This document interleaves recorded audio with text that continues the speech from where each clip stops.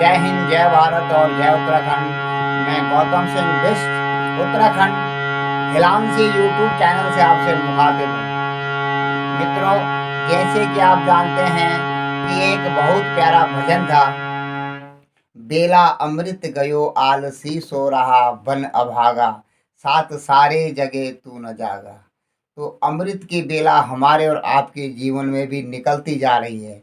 अमृत की बेला गुजरती जा रही है। सुबह जब ब्रह्म मुहूर्त होता है तो उस समय पर अमृत बेला कहा जाता है हमारे सनातन धर्म में, और वह अमृत बेला गुजरती जा रही है। हम, आप और हम सभी सोए हुए हैं एक आलस की निद्रा में। आलसी सो रहा बन अभागा। तो जो आलस की नींद में जो सोया है, हमारे सनातन धर्म में, हमारे जो हिंदू धर्म में उसको कहते हैं अभागा। वह अभागा इंसान होता है जो सोया रहता है। और आपके और हमारे जीवन के जो 4 पुरुषार्थ बताए गए हैं, धर्म, अर्थ, काम और मोक्ष, इनको पा लेना सजह था, सरल था, आसान था।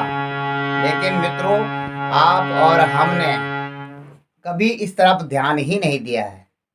कहते हैं कि 5 महायज्ञ हमारे जीवन को उत्कृष्ट बनाते हैं, लेकिन 5 महायज्ञ हमने कब कहाँ किए? 5 महायज्ञ कोई बड़ी एक सुनने समझने की बात नहीं है। आप छोटी सी बात समझिए कि जब आप सुबह उठते हैं और जो यह शरीर ब्रह्म यज्ञ जिसे कहते हैं, यह शरीर हमें ब्रह्म का दिया हुआ है, और हम सुबह प्राणायाम के द्वारा अपने 7 चक्रों को जागृत करते हैं, जिसमें कि ऐसी-ऐसी नाड़ी हैं, सुषुम्ना है, ईड़ा, पिंगला है, और इन नाड़ियों को जागृत करने के लिए नाड़ी शोधन आप जब करते हैं, प्राणायाम करते हैं और ब्रह्म के साथ में एकीकृत होते हैं, तो वही ब्रह्म यज्ञ होता है।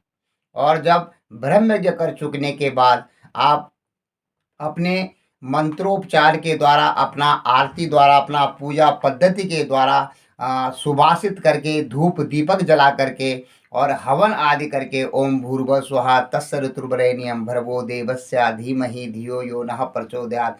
इस प्रकार से जब आप अपने देव तत्वों को याद करते हैं, अग्नि वायु आकाश जल पृथ्वी को सुवासित करते हुए, शुद्ध करते हुए जब आप हवन करते हैं, तो वह देव यज्ञ हो जाता है।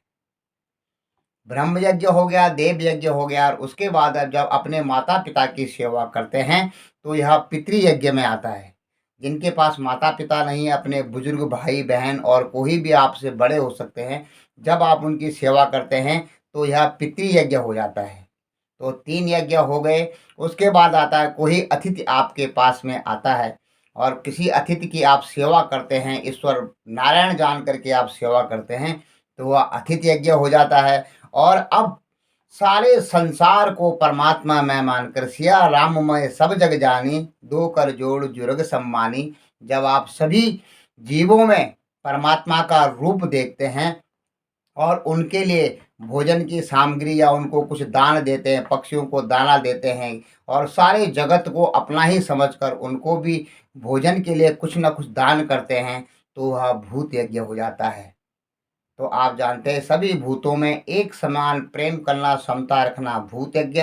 और कोई भी अतिथि आपके दरवाजे पर आ जाता है, तो उस यज्ञ को अतिथि यज्ञ कहते हैं। अपने से बड़ों की सेवा शुश्रूषा, उनका आदर सम्मान करना, उनकी सेवा शुश्रूषा करना, उनको भोजन आदि से तृप्त करना, यह पितृयज्ञ हो जाता है।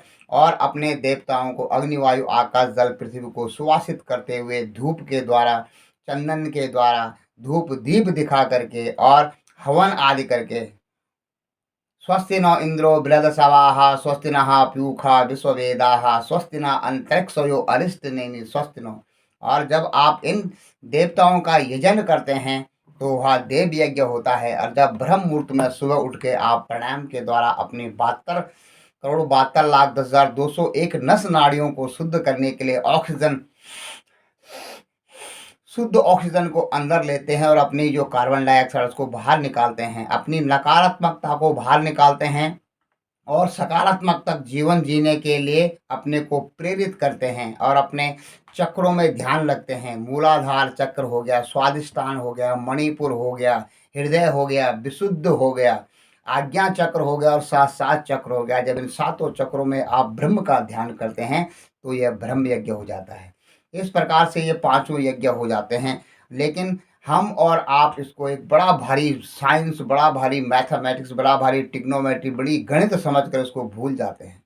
और जो सिस्टम है उसके सिस्टम में आजकल के पाश्चात्य संस्कृति ने जो हमको सिखाए हैं उसमें हम रच बस जाते हैं। हम जिम जाते हैं, हम योग नहीं करते हैं।